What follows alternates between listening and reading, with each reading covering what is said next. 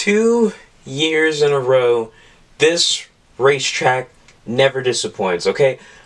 I know we have dirt Bristol, which isn't bad, but in my honest opinion, I prefer the concrete Bristol. What a hell of a race. Craziest one so far this year, probably, I don't know. Oh my god, we have a lot to unload after Bristol tonight.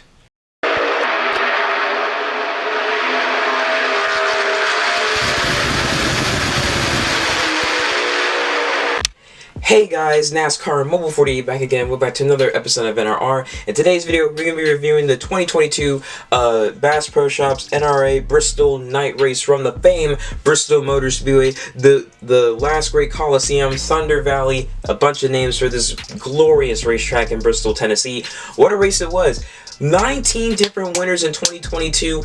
No playoff driver has won a single race in the first round of the playoffs for the first time ever since we've had this playoff grid since 2014. What a shock, because at most I'm pretty sure we only had like 2 drivers win in one single round in the playoffs, and that was like Jimmy Johnson and Dale Jr. back in 2015 in the round of 8. But oh my gosh, how incredible this is. We have a lot to unload. Like I said, we're going to look at our top 10 finishers, we're going to rate the race, then after that, the biggest story of the race, we're going to look at the drivers with playoff issues, and that's 12 drivers. 75% of the playoff field from tonight had issues today. 4 drivers did not. And then after that, we'll look at our drivers of the day and end it off looking at our now round of 12 drivers, looking at the playoff grid, so should be exciting. So without further ado, let's go ahead and dive on into this review. Finishing first was Chris Buescher. What a race it was for Chris Buescher and the 17 team. Let's just go off by how his weekend went. They qualified 20th in this race, even though they were like 11th in practice, so a little bit of a disappointment there. But they turned it up really strong beginning in stage 2. Him and Harvick were going at it at one point. I was thinking, ooh, could this be a little bit of a revenge tour? Because Harvick did technically steal that win away from him at Richmond a few weeks back. And without that win, Buescher was not able to make it into the playoffs. Finished 3rd in that one, which was also the last time he got a top 5 up until today. But really, he was switching it out throughout the rest of the race. He definitely had one of the fastest cars, definitely had top 5, top 10 speed, even race winning speed, and he showed it out there tonight. But I will admit, he was not better than some other drivers. Like I would say, he was not better than Christopher Bell. I would kind of say he was a little bit better than Kevin Harvick, but he was definitely not better than Christopher Bell. I think this was Christopher Bell's race to lose, and that's kind of what happened when he had a tire go down. But literally, what a really good race for Chris Buescher and the number 17 team. This is literally their first win since Pocono in 2016, 222 races ago, which was also what, around like 6 years ago, so really good for him. His second career win in the Cup Series, 19th different winner in 29 races so far in 2022. No playoff drivers, like I've said, have ever won in the opening round of the playoffs. This is the first time in like playoff grid history. Also, 19 different winners since 2001. We're going back to 2001. This is really big changing, because literally 2001, that was only the second year of the 2000s. But also first win for RFK, so first win for Keselowski as a driver owner. Also first win for Roush since 2017 in the Coke 0400, where Ricky Stenhouse Jr. got his second career win in the number 17 car. So really cool day for Roush, Buescher, Keselowski, everyone on that team. Really good for Chris Buescher, because it's so weird how the first 3 races of the playoffs are won by drivers who actually could have and should have made some noise in the playoffs. Bubba Wallace, Eric Jones, and Chris Buescher. Now, another driver that I talked about that could have made some noise if they made the playoffs was Michael McDowell. So, could McDowell win at Texas or Talladega here pretty soon, or the Roval? He has an opportunity, but what a race for Chris Buescher and the 17 team. Congrats to them on getting their win. Watch out for them next year. Watch out for them next year. Literally, they won the Duo at Daytona earlier this year, and they won here today. So they could definitely make some noise in 2023. Finishing runner-up was Chase Elliott. Nothing really to say much about Chase Elliott. I mean, I will admit, this is the 3rd straight race in a row where Chase Elliott has not been able to qualify at least top 20. Literally, his last 3 races in qualifying were 23rd, 22nd, and 23rd here again for Bristol. So they have a little bit of a qualifying issue, so they got to get that fixed getting ready heading into the round of 12. But this was his first top 5 finish since the Watkins Glen race, so really good for them. Really good momentum to pick up. But really, Chase Elliott and all his other HMS teammates really started to turn it up after the second stage. So going into the final stage, Hendrick Motorsports was looking really good. Well, except for Alex Bowman, he had got into another crash, but really looking good for Chase Elliott. Was trying to hunt down Chris Buescher. Buescher was running the high line. Elliott down low, wasn't enough to catch him. Elliott settles with a second place finish. Now, hopefully Buescher doesn't get eliminated so we see another Chase Elliott win. But yeah, all jokes aside, really good, solid race for Chase Elliott and the 9 team. They are officially locked into the round of 12, and they were one of 4 drivers to not have issues today. So really clean race for the 9 team. Definitely something that they needed going into the next round. Finishing in third was William Byron. Like his teammate Chase Elliott, nothing really much to say about William Byron. Had a really strong car all day long, especially towards the end of the final stage and going into stage 3. He was starting to come alive, but it was official that at the end of stage 2, Byron was locked into the round of 12. Same with Hamlin, Logano, and Alex Bowman. But Byron had a really strong car. Was looking at a top 5, top 10, definitely one of the best looking Chevy cars out there, as because some Chevys had some little bit of issues, not compared to Ford or Toyota, but Byron was not one of them. But he had a really strong finish, 3 straight top 10 finishes, really good for William Byron. But here is the crazy stat right here. This is Byron's first top 5 finish since he won Martinsville in April. It is literally September, and we're talking about April. That was 5 months ago. That is a crazy stat, but good for William Byron to get a top 5 for the first time since his win at Martinsville. But really solid finish for them. They were able to pull it off and hang on and go into the round of 12. So hopefully they have a strong round of 12 starting off at Texas. Not really one of Byron's best tracks, notable tracks, but he's had a couple good finishes there. So hopefully they can make the best of it. Now on to 4th place, Christopher Bell with the most dominant car of the way. He was the driver to beat all day long. Had a really strong car from start to finish. Qualified 8th in this race. This guy is the #1 Toyota you have to be watching out for from the round of 12 to possibly the championship 4, because Bell has been on a hot streak. Literally went on to win stage 2 and has an average finish of 4th these last 3 races. In the round of 16, he has an average finish of 4th. Finished 3rd at Darlington, 5th last week at Kansas, and 4th here this weekend. But that's 5 top 10 finishes in the last 6 races. Christopher Bell is the #1 team to be looking out for. But throughout the race, Christopher Bell has been looking pretty well after he got that stage win. There was one point where he was on the move trying to couch down Keselowski, who was in the race lead, and then eventually, once Bell got to the race lead after Keselowski had his tire down, Bell then had a tire go down, and that was the second time that the race leader had a tire go down this entire race. I have never seen that before. I've seen the race leader have an issue, but I've never seen the race leader twice have an issue. Like, yeah, one race leader have an issue, then the next race leader has an issue. So really weird right there. But Bell was still able to recover from that because there were only like 12, 13 cars on the lead lap, easily able to recover. And then at one point, Larson kind of got loose, and Bell was a little bit impatient and kind of ran into the side of him, and then he was on the move for Chris Buescher, but was not able to even get past William Byron. Bell settles for a 4th place finish. Does kind of hurt at the end because he had the best car by far all night long and could not get the win in the end. I mean, the tire issue really killed him. That's the one thing that killed him on potentially getting his 3rd career win in the Cup Series. But him kind of running into Larson like that,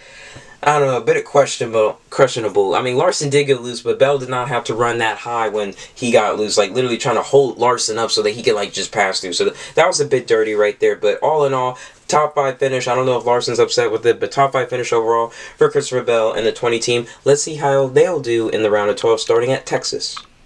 And rounding out the top 5 and 5th was Kyle Larson. Likewise with his other 2 teammates, Larson really had no issues all day. The #1 point where I heard Larson's name was when him, Elliott, and Chastain advanced to the round of 12 with about 140 laps to go. And also at one point around that time, Larson was leading, but he was getting hunted down by Keselowski. That was one of the weirdest parts I've ever seen. You have an RFK car hunting down and chasing down and eventually passing Larson for the lead. And when Keselowski did pass him for the lead, it was kind of tight, but Keselowski was able to hang on and take the lead away. And then, like I said earlier, Larson kind of got loose. Bell ran into the side. I'm not really sure if Larson would be upset about that, but I thought it was kind of kind of a dirty move from Christopher Bell, but I bet Larson will just move on and go on to Texas. And Larson was the last driver to win at Texas back last year in the playoffs, but that was last year. We're in a completely different car this year, so we'll see how that will do. 500 miles at Texas. Oh man, the All-Star is, please let this race be better, but I highly doubt it. But still, a nice solid finish for Kyle Larson in the 5 team. Really weird. Starts 5th and finished 5th, and he drives a number 5. Coincidence? I don't think so. Anyway, that's going to do it for him. Now let's move on to 6th place. And finishing in 6th was Ross Chastain. A nice solid finish for Chastain and the 1 team. 2 straight top 10 finishes for them. They need this sort of momentum going into the first race at Texas, where he nearly flipped all over in the All-Star race. But hopefully that incident doesn't happen again. But he had a really clean day. Didn't really run into any issues, which was kind of, how do you say, weird, because like if there was a chance to get revenge on Chastain, it would have been tonight. But I guess some drivers blew that opportunity because they had some issues today. But Chastain had a really clean race. Like I said, at one point, him, Larson, and Elliott advanced to the round of 12 with about like 140 laps to go. So Chastain really kept it clean all night, didn't really have any issues, and was able to make it into the round of 12. So really good for Chastain. Hopefully they can turn it up a little bit, because they're going back to Talladega. He won there earlier this year. He's been really strong on the intermediates, and even on the road courses he's been pretty strong. So hopefully this should be a good wild card round for the 1 team. Finishing in 7th was AJ Omendinger. Nothing really to say about Omendinger. I mean, like everyone else, he kept it really clean, really good for him. Qualified 13th in this race, so surprisingly, they were looking pretty fast, because Allmendinger's 1 year in the Xfinity Series, so he does have some experience. So really cool to see him running up here and having a good practice session and qualifying session. But literally, his last 3 races, all top 10s, really good for him. 7th at the Brickyard, 2nd at the Glen, and 7th here tonight. So really good finish for AJ Allmendinger and Colleague Racing. Finishing in 8th was Cole Custer. Now, I'm not really surprised Cole Custer got the top 10, because literally almost all the Stewart-Haas Racing was really good in qualifying. I mean, Harvick did pretty well. Almirola got the pole. Custer and Briscoe, I'm pretty sure, also qualified in the top 5, top 10. So really good for Stewart-Haas Racing, but the end result wasn't really good. Almirola had his issues. Harvick had his issues, especially late in this race. Briscoe really kept things clean most of the time, but still didn't finish in the top 10. So I think he had an issue later at one point. Pretty sure got into a wreck. But Cole Custer, really cool for him to get another top 10. Only his 3rd top 10 finish of the season, and his 1st top 10 since the Brickyard, where he finished 9th. But technically, this is his best finish of the season, so really good for Cole Custer and the 41 team. Hopefully they could turn around and get at least some momentum. I'm not really sure, but just impressive run for the 41.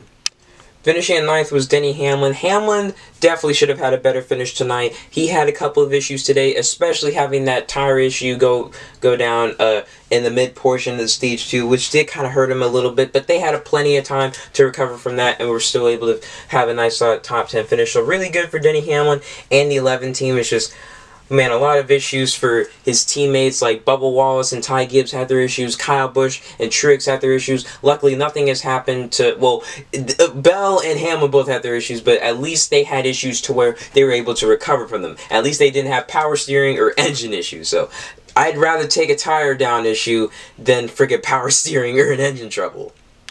And then rounding out the top 10 was Kevin Harvick. Harvick needed to win basically to get in, because he entered into this race 35 below the cut line, and luckily with some other drivers having issues like Cindric, Blaney, and others, he was able to gain points off the cut line, because I believe the highest I saw Harvick below the cut line was like 18, something like that, and he was running 3rd at one point. He was running really well, and then once we had that final pit stop where Buescher got the lead with the 2-tire strategy, looked like Harvick was going to have a good restart and a good pit stop. Then they had tire issue, and he had to pull back, and they had to fix that issue. What a big disappointment for Harvick and his team. Just, that was all on the crew. Harvick's crew took him out of the playoffs. I mean, potentially. We don't know if Harvick still would have won. Harvick did look really strong. He probably could have beaten Chris Buescher, because Buescher was only on 2 tires, but that was a gut puncher right there. Even though Harvick still got a top 10 finish, still not enough to even make it into the next round. What a waste. Like, in my opinion, I feel like that this was definitely a huge waste of an opportunity for Kevin Harvick. Because literally, it's just so weird. If you go back into his stats in these last few races, it just makes no sense. So he comes out of nowhere. He gets 33rd at the Brickyard, right? Comes out of nowhere to get 2 wins in a row at Michigan and Richmond. And in those races, he didn't even qualify in the top 10. He qualified like top 15, top 20. But anyway, he gets those 2 wins to get into the playoffs. And then the next few races, he gets 20th at Daytona, 33rd to open up the playoffs at Darlington. Now, I'll admit, you can't really blame him. That's just a NASCAR issue, a supply issue. Can't blame him. 36th at Kansas.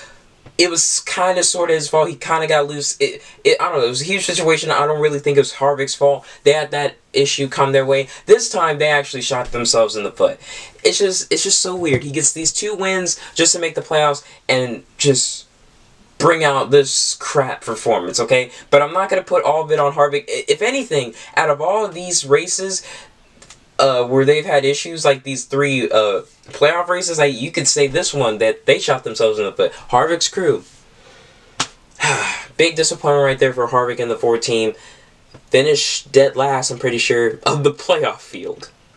So now let's rate this race. Bristol, God, I love you. Last year I gave this race a 10 out of 10 high score. We had drama at the end of it. We had a bunch of good racing. The playoff cut line issue was added again. And this year was the same. Trying to see, like, Kyle Busch had his engine issue. We were trying to see if he was potentially going to make it in or potentially be out. And he was out. And so it was really cool for them to have that up going on. We had a lot of drivers have issues, especially starting in stage 2. Well, really all started with Harrison Burton with 3 tire issues for Harrison Burton. That's definitely a night to forget for that young driver, but that happened, and a whole lot of other things happened in this one. I don't think it was as good as the race last year, but it was really up there. So if I had to rate this race, I'm gonna give it a 9.8 out of 10. Hell of a race, Bristol. You cannot change it. Now, I don't think we'll see like these same issues, like the power steering and the tire issues. This will all probably get changed by next year, because this is the first time we're running at Bristol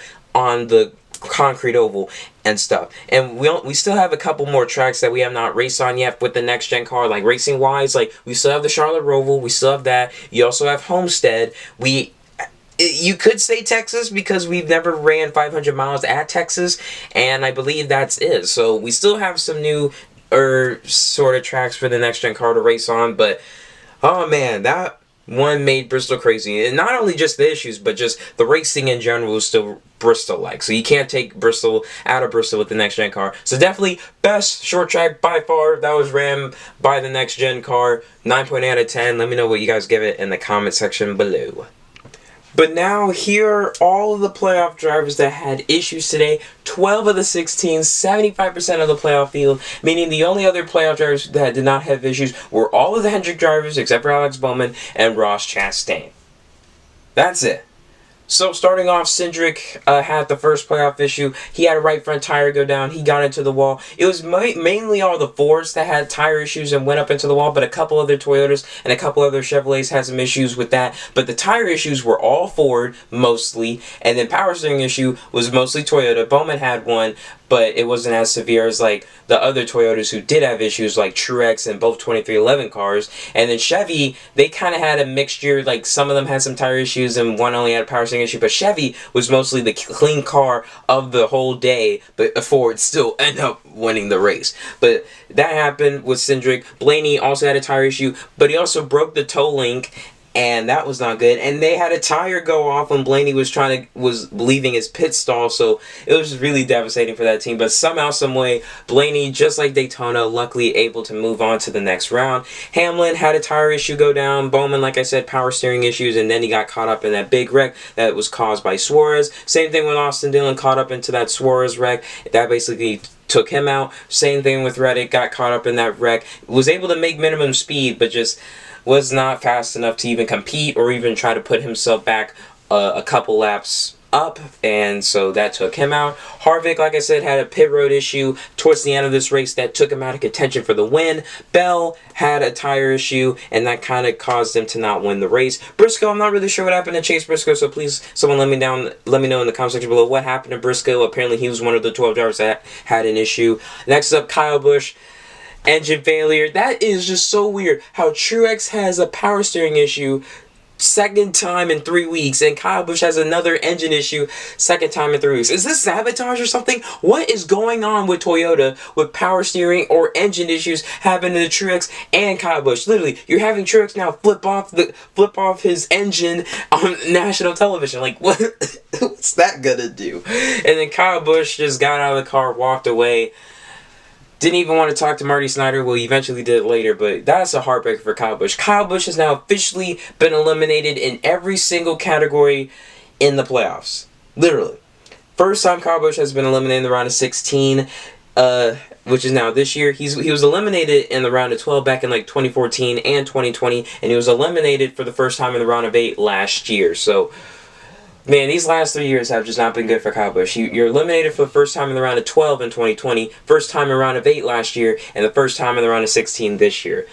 What a heartbreak for Kyle Busch. And he's been to, 5 championship 4 appearances, has only won 2 of them. So, eliminated from every single category. And then Logano, he had a tire go down, so every single Penske driver had an issue today. Luckily, they were all able to make it into the round of 12, so that's good for them. But he hit the wall hard, so good thing Logano was okay, but that took him out. And Suarez, his car was just not good. He got really loose and spun himself out, took out Stenhouse and a bunch of other drivers. So those were all the drivers with playoff issues. Oh my God, what a wreck fest, but it was enjoyable as a race fan.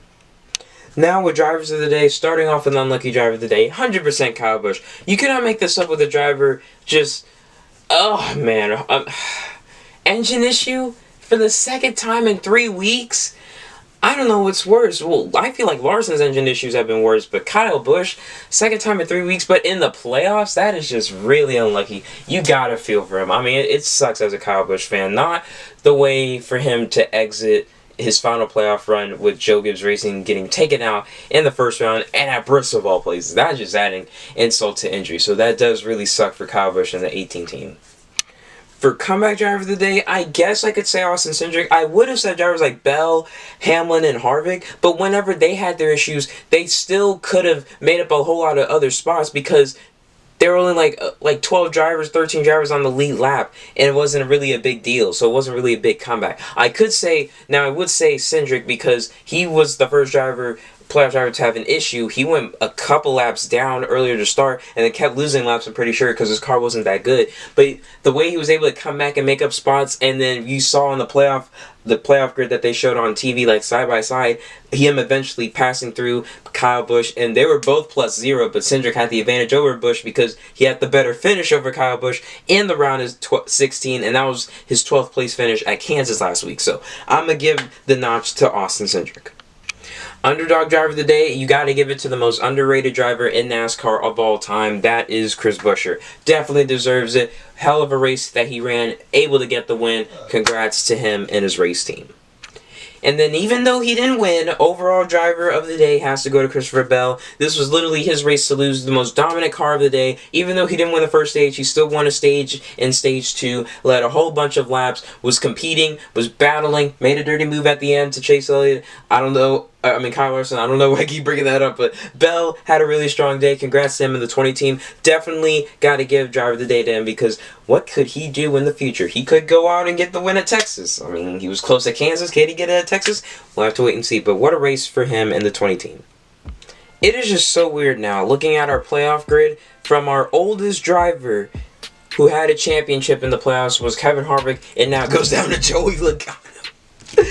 But anyway, all jokes aside, this is our round of 12 playoff standings going into Texas and coming out of Bristol tonight. First up, we have Chase Elliott with technically, I won't count the 3,000, but I'll say like 40. So 40 over the cut line. Then you have Joey Logano right here with 25 in second. Then you have Chastain with 20. You have Larson with 19. Byron with 15. Hamlin and Christopher Bell and Ryan Blaney all with 13. They have the cut line right here. You have Briscoe with 9. Bowman with 7. Suarez also with 7. And then Cindric also with 6. So it's like 3,040, 3,006 is all of that, so it hasn't really fully determined how many points they are above or below the cut line, but those are the playoff standings going into Texas and going into Talladega and Charlotte Roval. It's going to be a wild card round, but this one was more of a wild card round because we had a whole lot of things going on. We had a kind of weird semi-intermediate with Darlington, then an intermediate at Kansas, and a short track to end it off here at Bristol. What a crazy one. Bristol definitely deserves to be a cutoff race, but I think we need 2 Bristol races instead of a Bristol dirt race, in my opinion. But I have nothing against Bristol dirt. Anyway, what a race it was, how fun it was amazing, I loved it. Round of 12 is now moving on. Harvick, Busch, both RCR cars eliminated from the playoffs.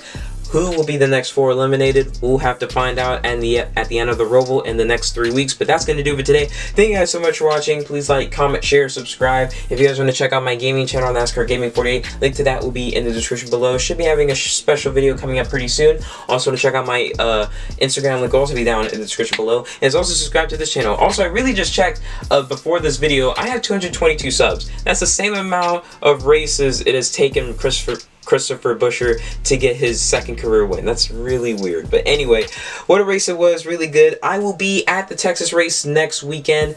Pray for me. But I hope I can pick up some good Lionel goodies over there, and also get a little cool little another Texas experience video. I have so many of those, but whatever, let's add to the collection before we finally change Texas to how it's supposed to be. But that's going to do it for today. So see you guys in the next one. Have a great rest of your day. I should be having my playoff predictions for the round of 12 up later this week, so stay tuned for that. But see you guys in the next one. Have a great rest of your day. This is NASCAR Mobile 48. Peace out.